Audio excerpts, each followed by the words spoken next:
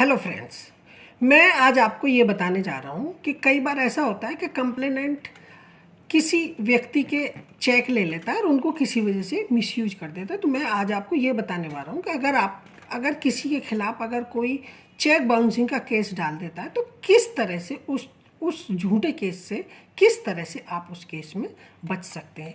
वैसे मैंने इसमें पुराने अपने 2 वीडियो में ये आपको बताया था कि कंप्लेनेंट को किस किस चीज़ों को साबित करना चाहिए और क्या क्या नई प्रोविज़न है। उसकी जो लिंक है वो मैंने आपको डिस्क्रिप्शन बॉक्स में दे रखी है। मैं ब्रजेश कुमार शर्मा, एडवोकेट। बाकी की डिटेल आपको डिस्क्रिप्शन बॉक्स में आपको मिल जाएगी। अगर आपके कुछ सवाल हो इस टॉपिक से रिलेटेड या किसी और लीगल मैटर पे अगर आप कुछ डिस्कशन करना चाहते हैं तो आप दिए हुए नंबर पे व्हाट्सएप से या फ़ोन से कॉल भी बुक करा सकते हैं। हम कोर्ट में ये देखते हैं कि कई बार ऐसा होता है कि किसी ने किसी को चेक दे दिया, चाहे वो सिक्योरिटी की वजह से दे दिया या बिजनेस की वजह से दे दिया, तो ऐसा होता है कि एक्यूज को पैसे भी नहीं देने होते लेकिन कंप्लेंट का फिर भी उसको कई बार मिसयूज कर देता है।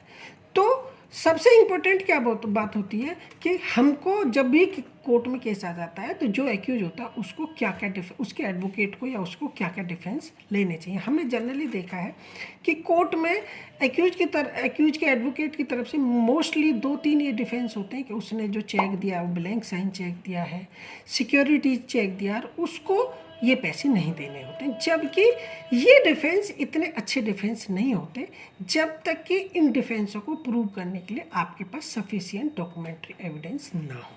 तो इसलिए मैं ये बात कहूँगा, जब भी एक्यूज के खिलाफ अगर कोई केस आ जाता है तो एक्यूज को ये कोशिश करनी चाहिए कि जो भी वो डिफेंस ले जिनको वो प्रूव कर सके, क्योंकि सिर्फ डिफेंस लेने से केस कभी भी एक्यूज के फेवर में नहीं आता है। सबसे पहले जब एक्यूज की तरफ से डिफेंस लेने वाली बात आती है तो सबसे पहले ये देखना होता है कि हमको लीगल डिफेंस लेने चाहिए। लीगल डिफेंस का मतलब ये होता है कि सबसे पहले हमको लिमिटेशन देखना चाहिए कि क्या वो जो चेक था विदिन 3 मंथ्स कंप्लेनेंट ने बैंक में फाइल किया है, उसके बाद क्या रिटर्न चेक बाउंस होने के बाद में क्या विदिन 30 डेज नोटिस सर्व कर दिया है या नोटिस की सर्विस हो गई है या नहीं होगी, या ये बात कह सकते हैं कि नोटिस सर्व के 15 दिन के बाद विदिन 30 डेज कोर्ट में ये केस लगाया है कि नहीं है। वैसे कोर्ट इन बातों का ध्यान रखता है, लेकिन फिर भी कई बार ऐसा होता है, कई बार कोर्ट को मिसलीड कर दिया जाता है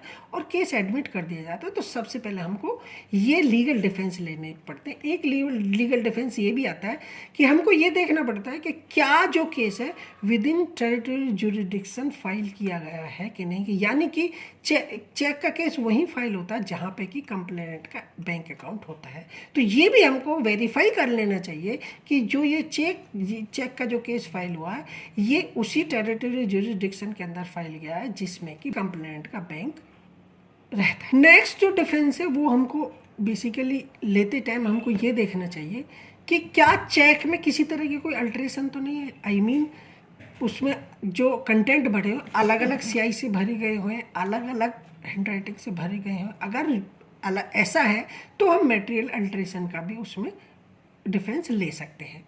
दूसरा नेक्स्ट जो डिफेंस है वो हमको तब लेना चाहिए, सबसे पहले हमको जो कंप्लेंट की प्लीडिंग है वो पढ़ लेनी चाहिए और जो नोटिस भेजा गया वो देख लेना चाहिए, कहीं कोई दोनों में कोई किसी तरह का कंट्राडिक्शन तो नहीं आ रहा। अगर किसी वजह से उसमें कंट्राडिक्शन आता है उसको फ़ायदा उठाना चाहिए कि ये कंट्राडिक्शन कैसे आया।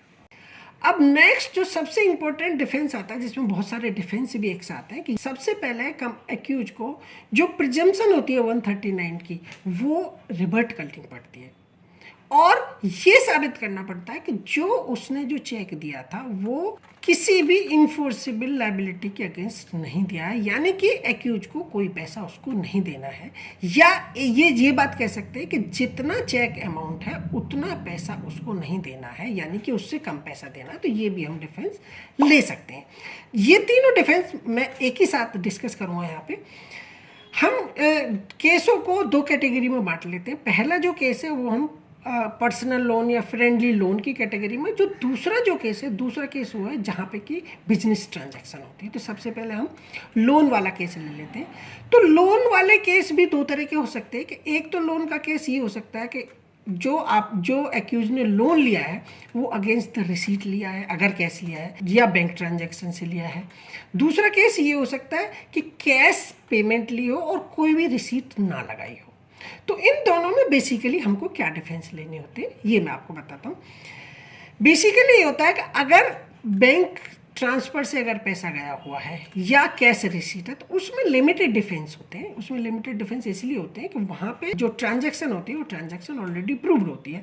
तो वहाँ पे सबसे पहले हमको क्या क्या डिफेंस लेना है, सबसे पहले ये डिफेंस लेना होता है कि जो अमाउंट उसमें भरा हुआ है, चेक में भरा हुआ, एग्जैक्टली वो अमाउंट एक्यूज को नहीं देना हो उससे। क्योंकि ऐसा होता है कि अगर 1 लाख रुपए का चेक है, अगर ये प्रूव कर पाते कि आपको सिर्फ 80,000 रुपये देने तो भी आप इसमें सक्सेसफुल हो जाएंगे। फिर हम एक चीज़ और कह सकते हैं कि अगर ये हमको ये देखना चाहिए कि कंप्लेनेंट ने अगर किसी और को भी फ्रेंड लोन दे रखा है, यानी 2-3 और बंदों को अगर फ्रेंडली लोन दे रखा है, तो हमको ये बात खोजनी चाहिए और कोर्ट के सामने ये बात लानी चाहिए कि जो कंप्लेनेंट है वो हैबिचुअल है मनी लेंडिंग का।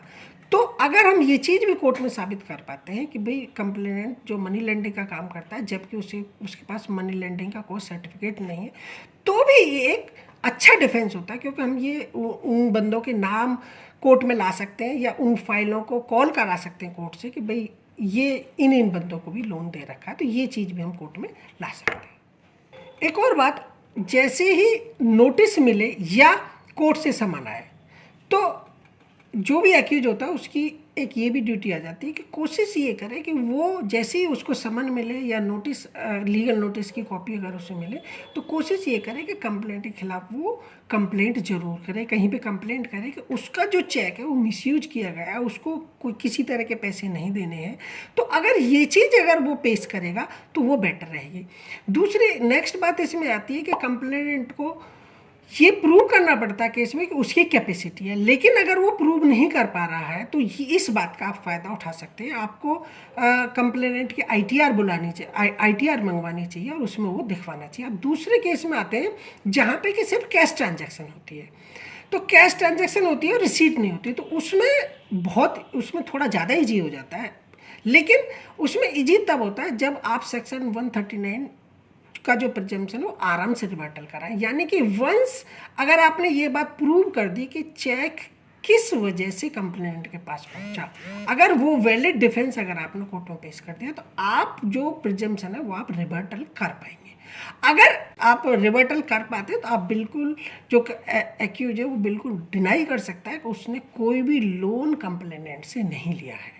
इन दैट केस कंप्लेनेंट कभी भी ये बात प्रूव नहीं कर पाएगा कोर्ट में कि उसने एक्यूज को पैसे दिए हैं, क्योंकि कोई रिसीट होगी नहीं और किसी तरह की और कोई ट्रांजैक्शन होगी नहीं, तो वो आप कर सकते हैं। दूसरा आप ये भी कर सकते हैं कि केस फाइल होने के बाद में कंप्लेनेंट से आप एक्यूज बात कर सकता है, टेलीफोन पर बात कर सकता है और उससे कन्वर्सेशन रिकॉर्ड करके उसको भी कोर्ट में लाया जा सकता है और उसको भी इस्तेमाल किया जा सकता है। अब मैं आता हूँ, अगर ट्रांजैक्शन बिजनेस ट्रांजैक्शन होता है हो तो बिजनेस ट्रांजैक्शन बेसिकली इजी होता है सेक्शन 139 का जो रिवर्टल है वो। क्योंकि इजी इसलिए होता है कि इसमें ये बात कही जा सकती है कि जब बिजनेस स्टार्ट हुआ था तब check as a security check ले लिया गया था। तो इसमें हम क्या क्या डिफेंस ले सकते हैं, बेसिकली ये डिफेंस ले सकते हैं कि भाई ये चेक शुरू में हमने सिक्योरिटी चेक दिया था, पहला ये डिफेंस ले सकते हैं। दूसरा डिफेंस जो मोस्ट इंपॉर्टेंट है वो ये ले सकते हैं कि हमको जिसने केस डाला है उसका हम ITR मंगा सकते हैं। ITR मंगा सकते हैं अगर बिजनेस ट्रांजैक्शन है तो ITR में उसकी balance sheet with list of the creditor and debtors मंगा सकते हैं उस साल का, जिस साल की ट्रांजैक्शन है। क्योंकि अगर आपको उसके पैसे देने होते हैं तो आपका उस क्रेडिटर और डेबिटर की लिस्ट में आपका नाम होना चाहिए। तो अगर वो आप कॉल करते हैं तो ये बात क्लियर हो जाती है कि इतना पैसा उनको नहीं देना होता। दूसरा, इसमें क्या डिस्प्यूट क्रिएट कर सकते हैं कि जो डिलीवरी ऑफ गुड्स है उसको आप डिस्प्यूट कर सकते हैं कि भाई डिलीवरी आपको नहीं मिली है, या जो स्टेटमेंट अकाउंट उसने फाइल किया उसमें आप डिस्प्यूट क्रिएट कर सकते हैं। इन दोनों का डिस्प्यूट क्रिएट करने का आप ये डिस्प्यूट क्रिएट कर सकते हैं कि जो चेक अमाउंट है एग्जैक्ट उससे कम अमाउंट में भी आपको पे करना हो, लेकिन इतना अमाउंट आपको पे नहीं करना है। एक बात और, अगर ये कई बार ऐसा होता है अगर एक्यूज इसमें कोई डायरेक्टर हो तो ये भी डिफेंस लिया जा सकता है कि ये जो डायरेक्टर है ये डायरेक्ट एक्टिव डायरेक्टर नहीं है, या ये भी कही जा सकती है कि भाई इस चेक देने में डायरेक्टर का कोई रोल नहीं है। और डायरेक्टर के बारे में अगर ऐसी कोई प्लीडिंग्स भी नहीं है तो ये बहुत सॉलिड डिफेंस होता है। मैं ये कहता हूँ कि सिर्फ यही डिफेंस नहीं लिए जा सकते, डिफेंस और भी लिए जा सकते हैं, लेकिन ये डिपेंड करते हैं केस टू केस कि भाई क्या आपका बेसिकली केस है, क्या आपके एक्चुअल फैक्ट है, उस हिसाब से आपको डिफेंस लेने होंगे। क्योंकि बिल्कुल फुल एंड फाइनल डिफेंस शुरू में डिसाइड नहीं किए जा सकते, टाइम टू टाइम बदलते रहेंगे और आपको उस हिसाब से डिफेंस लेने पड़ेंगे जिस हिसाब से आपका केस हो। आई होप आपको ये मेरी वीडियो अच्छी लगी होगी। लाइक सब्सक्राइब जरूर करें। फिर मिलते हैं किसी नेक्स्ट टॉपिक पे। Thank you.